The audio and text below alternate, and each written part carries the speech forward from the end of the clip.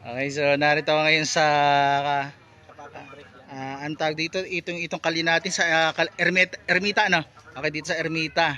At naikabibreak lang ni Nakagawad ni Store. Ayan, makikita ninyo. Hindi pa tapos ito.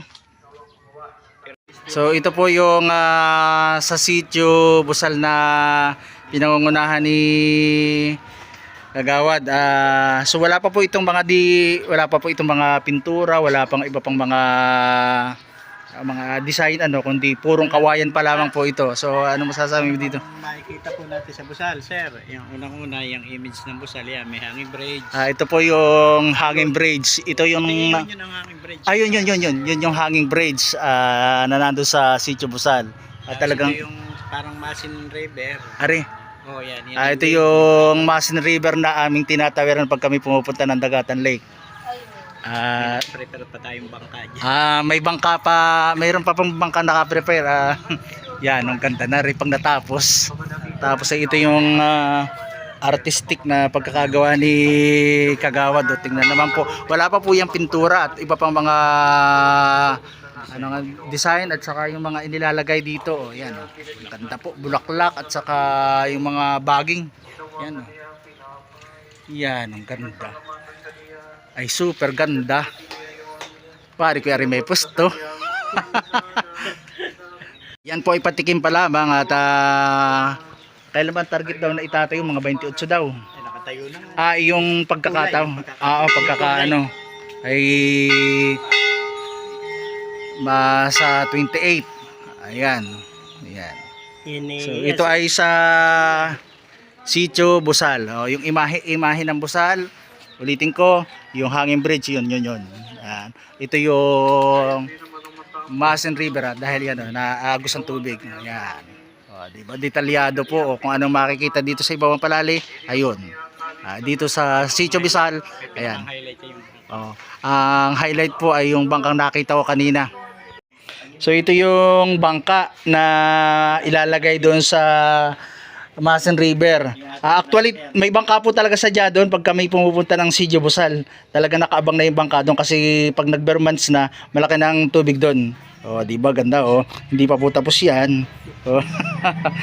So ito ang sa Sitio Sentro at na ito si Kagawad Mike ang siyang nauna. Po sa lahat, bali ito po yung sentro kung saan makikita po natin yung simbahan, kaya misin ito ay yung simbahan niya. Yan, simbahan. Bali yung kabila, doon nakalagay yung bell, tapos dito hindi pala nailagay yung cross na katulad din sa ating simbahan. At pag pumunta ka sa kabila, meron tayong kubo na makikita, hindi pa rin lang sa ongoing pa yung ginagawa. Panginoong Jesucristo, sinabi mo sa iyong mga apostol, kapayapaan May dingding tayo diyan, may bintana. Yan po ay wala pang pintura. Wala pa. Yan po ay natural pa lamang na pagkakagawa ng baluarte dito. So yan po ay lalagyan pa ng pintura ng iba't ibang design, mga bulaklak. Dahil ito po, yung tatlong naririto ay ito yung pupugahan ay ayan, may cross po diyan. Cross dyan. Yan, Marami pong mailalagay ako dyan. Design na iniisip pa. Ay masakit sa ulo. Basta kaya naman. Talent lang din namin. Ayan, yan po yung pagiging artistic na mga palalihin na talaga po hindi kayang bayaran ng talento ng mga palali pagdating sa mga Meron si Mang Binabil, yun ang kakabit ko. Luma na din yung maliit. Ilalagay mismo din yung maliit. Yung atin doon. Maganda nga yun at magpapatingting ka. Pwede ka magpapatingting pag alas 6 ng gabi. Diba? Yan po ay natural pa lamang. Ang ganda yan. Okay, maraming salamat po. Bukas po muli paggawaan na. Loob pala yung ipit ng banda. Malalagyan sambal lang. Ayan po muli. Ayan. So yan po yung natural pa lamang na pagkakagawa. So wala pa pong so actually ang talaga pong ginagawa talaga ditong baluarte ay talagang purong kawayan. Ayan. Sinipag na masinis. Ayan ang kapatid ko nang gagawa pa ng frame Ang kunay, ito patong muna ho pag ganun.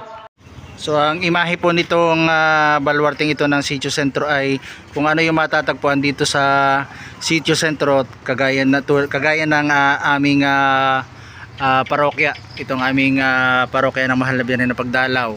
Yan. Yan pong isa sa pangunahing imahe nitong sa Sitio Sentro.